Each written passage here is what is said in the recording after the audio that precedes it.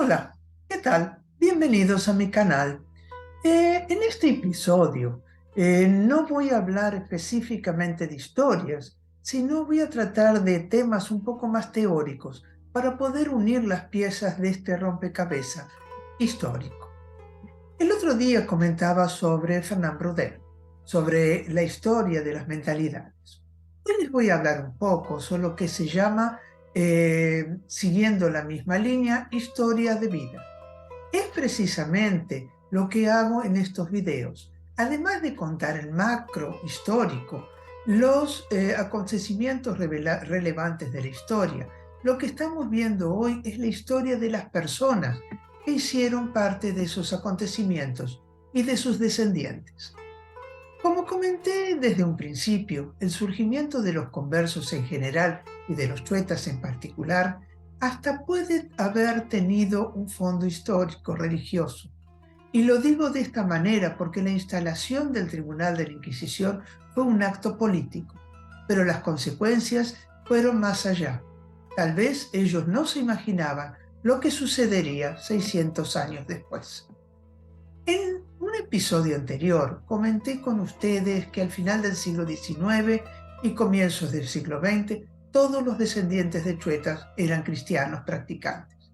En sus vidas no quedaba ningún vestigio de judaísmo, y si lo había no lo reconocían como tal. También les dije que la vuelta al judaísmo era un fenómeno de final del siglo XX. Vamos a entender aquí por qué surge esa necesidad de recuperar la identidad, lo cual, y es importante entender, no lleva a todos los chuetas a retornar al judaísmo, pero en la mayoría sí entiende sus orígenes, su identidad. Entonces, ¿qué es identidad de un grupo?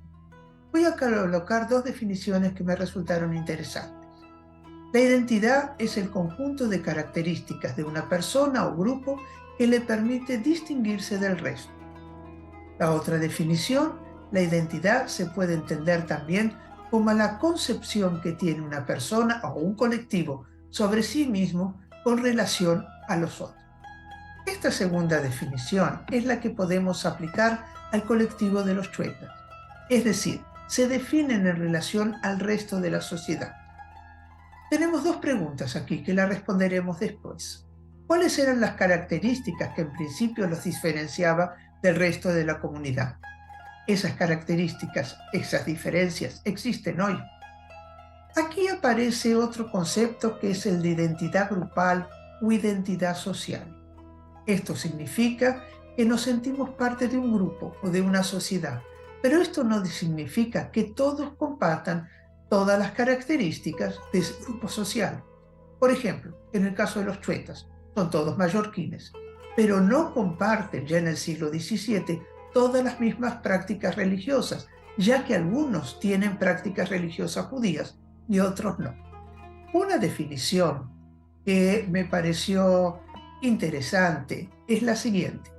Los conflictos sociales están basados en la búsqueda de un sentimiento valioso, es la autoestima, a través de un grupo, identidad social, a raíz de hacer menos valioso las otras personas que pertenecen a otro grupo diferente. Y esto es el perjuicio.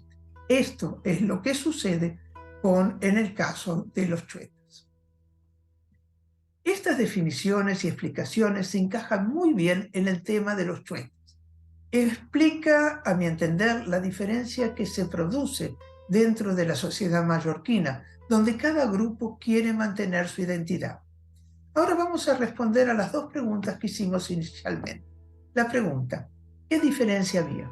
Lógico, la diferencia era que eran conversos, habían llegado al cristianismo a través de las conversiones forzadas. Por lo tanto, continuaban teniendo prácticas judías, las cuales se reflejan en una cultura diferente, que con el pasar del tiempo los llevan a convertirse en un grupo que crea, como ya dije, un gueto. No un gueto físico, sino también un gueto psicológico.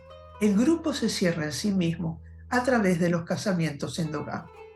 La segunda pregunta. En el momento en que la mayoría de los chuetas se van integrando a la sociedad, dejan las prácticas religiosas judías y a partir de la segunda mitad del siglo XX casi desaparecen los casamientos endogámicos, desaparecen las diferencias entre la sociedad en general y los chuetas. Lo que va a quedar es una memoria colectiva en los dos grupos que van a llevar a manifestar en una discriminación. Y hoy en día la discriminación ya se está diluyendo.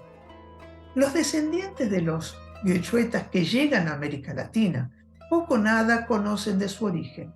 Los que permanecen en Mallorca conservan la pertenencia a un grupo, independientemente de la religión. Creo que todo esto que dije sí ejemplifica con la entrevista que tuvimos con Alicia Esconfianza, con José Pomar y José Luis Pomar Sauri. Espero que este video les haya resultado interesante y nos encontramos en el próximo. Si les gustó, denle un like, compártanlo con sus amigos y suscríbanse. Muchas gracias.